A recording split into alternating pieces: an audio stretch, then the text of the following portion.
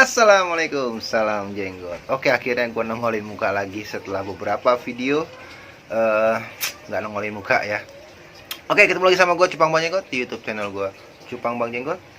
Di siang hari ini gue lagi istirahat, terus sekalian gue lagi nyiapin nih, mana ya? Nah, ini nih, ini bak lagi gue siapin.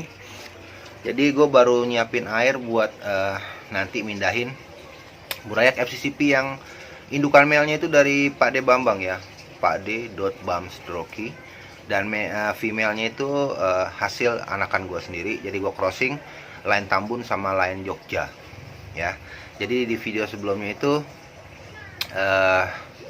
sudah bertelur, sudah netes, tapi belum terlalu kelihatan anaknya karena masih umurnya masih 1 hari.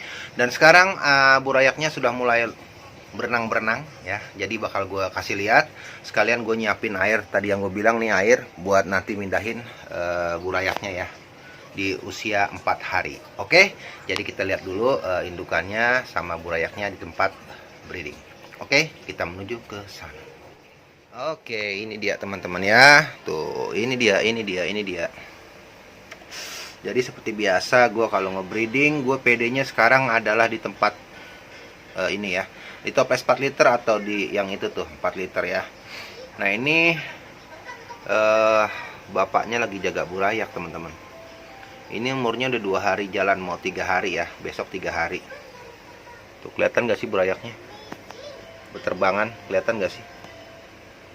Mungkin kalau dari atas kelihatan ya, tuh burayaknya ya, tuh kelihatan lah ya.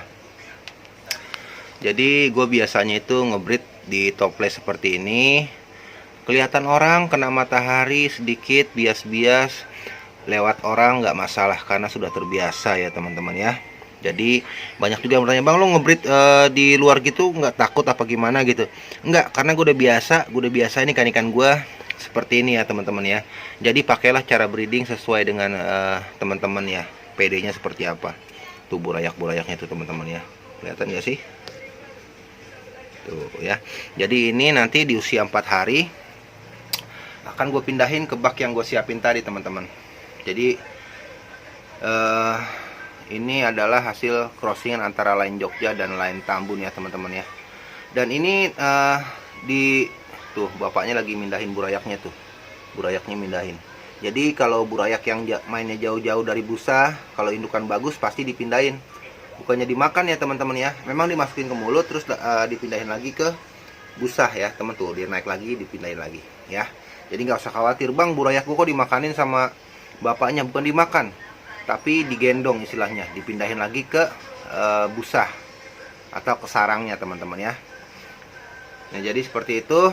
Jadi teman-teman kalau ngebreed nggak usah takut, ngebreed aja pakai cara yang teman-teman PD. Kalau gue PD-nya seperti ini teman-teman ya, pakai toples 4 liter dan kondisi airnya tinggi sekitar 20 cm. Kenapa? Karena di bawah itu kan pasti tuh ada kotoran ya, amoniak ya. Jadi kalau airnya tinggi, insya Allah burayaknya nggak sampai ke bawah, sudah diambil lagi sama bapaknya, pindah lagi ke atas. Terus kalau misal udah berenangnya udah jago, dia nggak akan ke bawah-bawah, akan main di atas terus teman-teman. Jadi terhindar dari amoniak, terhindar dari penyakit yang bisa mengakibatkan kematian si burayak. Dan bapaknya juga ada yang tanya, bang kalau lagi jaga burayak itu dikasih makan apa enggak sih? Dikasih makan teman-teman ya, karena kalau nggak dikasih makan kasihan, indukannya akan lemes, kehabisan tenaga. Jadi dikasih makan aja sehari sekali cukup, sedikit aja, mau jentik boleh sekitar 5 atau 6 jentik atau casut sedikit aja gitu ya, buat ngisi tenaganya aja teman-teman ya. Karena kalau dia lemes, dia nggak bisa ngejaga burayak, nanti burayaknya pasti akan mati ya kalau misalkan dia ke bawah, nggak bisa naik lagi ke atas. Oke, jadi ini gue lagi nyiapin tempat buat si burayak dipindahin nanti di usia 4 hari ya. Ini kondisi air baru gue ambil dari toren, dan ini akan ini tinggi ya teman-teman ya, tinggi ya. Dan gue persiapannya cuma gini aja, gue siapin 2 hari sebelum gue pindahin burayak ke sini dari tempat breeding, dan akan gue kasih daun ketapang aja. Sekarang gue mau ngambil daun ketapang dulu ya teman-teman ya. Kita skip dulu sebentar. Jadi berapa? 4 menit. 4 menit. Ini udah on. Udah on ya? Maklum teman-teman ya, karena kita yang dikejar 8 menit. Biar ada iklan, biar gas. Walaupun ada iklan tapi belum ini, video gue belum apa ya, belum menghasilkan karena belum sampai target, dan surat cinta dari Google-nya belum dapat, belum diterima ke rumah, tapi udah kirim alamat. Oke, ini daun ketapangnya. Kok bengong?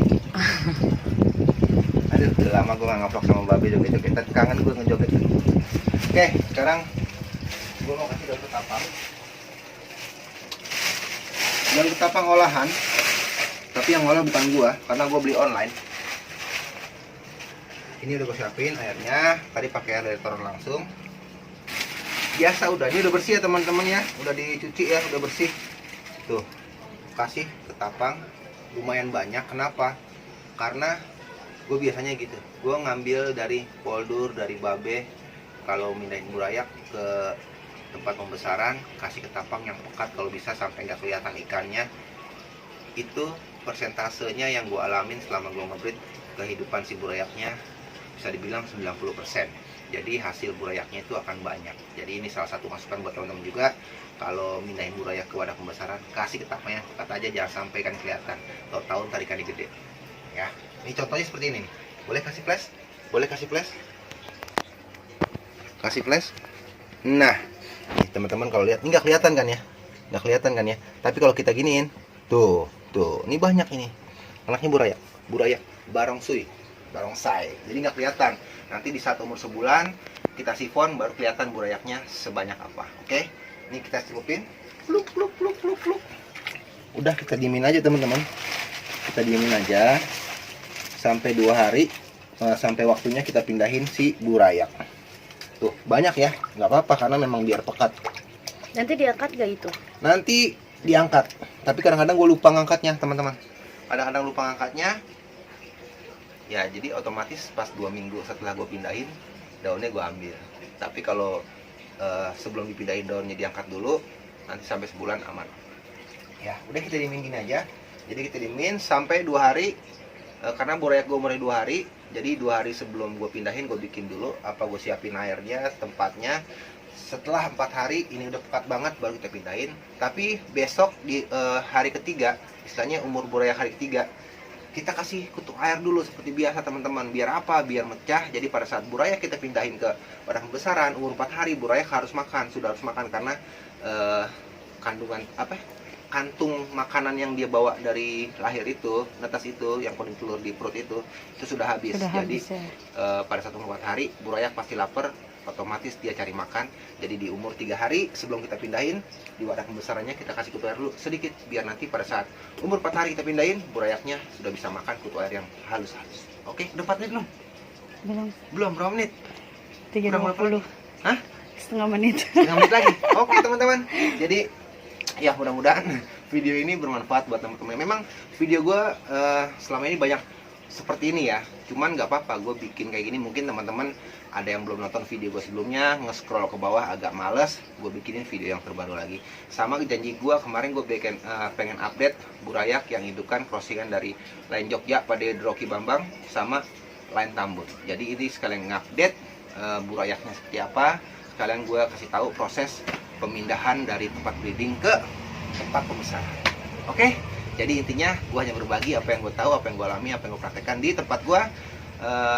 Seperti gue bilang di IG gue sebelumnya, ada kondisi cupang lagi begini. Biasa roda itu berputar, nggak cuma di cupang, di dunia apapun pasti berputar. Di saat lagi di bawah, kita nikmatin aja. Makanya usahakan apa yang kita jalani itu berdasarkan dengan kesukaan kita, hobi kita, kesenangan kita. Jadi di saat berputar lagi di bawah, kita senang, tetap kita jalanin karena kita suka atau kita hobi. Oke? Jadi intinya tetap semangat, jadi Cupang. Salam Cupang Indonesia.